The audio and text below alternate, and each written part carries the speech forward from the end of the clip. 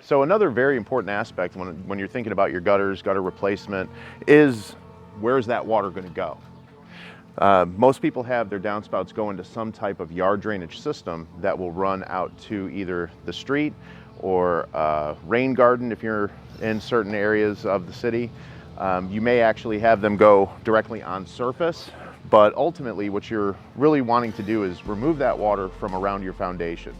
Because once it actually starts to attack the foundation, that's when you start getting into a very expensive, costly repair. Walls will bow, they'll crack, you'll have mold, discoloration, things of that in your basement. Now the difference between needing a basement waterproofing system and maybe checking your downspout drains is if you're in your basement or in your crawl space and you see the discoloration about shoulder level, that's when it's typically coming from your roof water. If the discoloration is from the knee and below, that's groundwater. So on this particular home, we're going to take a look over this way. When we do a yard drainage project, if we have the ability to, we do a sod cut. So basically we cut this section of grass, and as you can see, we move it off to the side.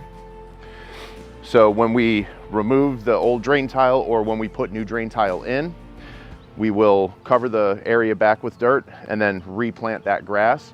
The only thing that you have to do is water it like a beast for about 3 or 4 weeks.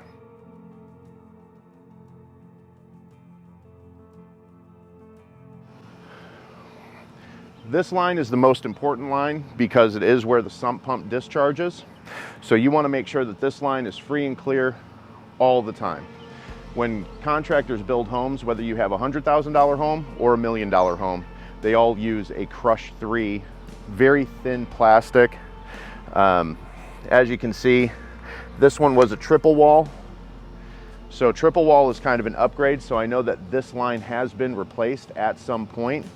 But once again, this line is just an ABS plastic, which has a very high petroleum concentrate wrapped in a thin layer of PVC. The petroleum concentrate will allow this material to buckle, crack, become very brittle, and it waves. So that's where you get a lot of bellies, some back pitching, things of that nature with this particular product. And you can see the thickness is minuscule.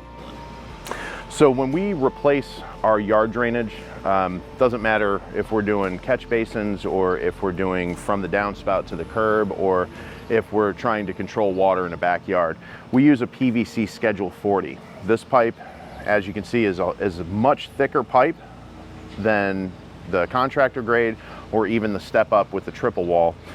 This pipe is designed to give some insulation so you don't deal with as much freezing.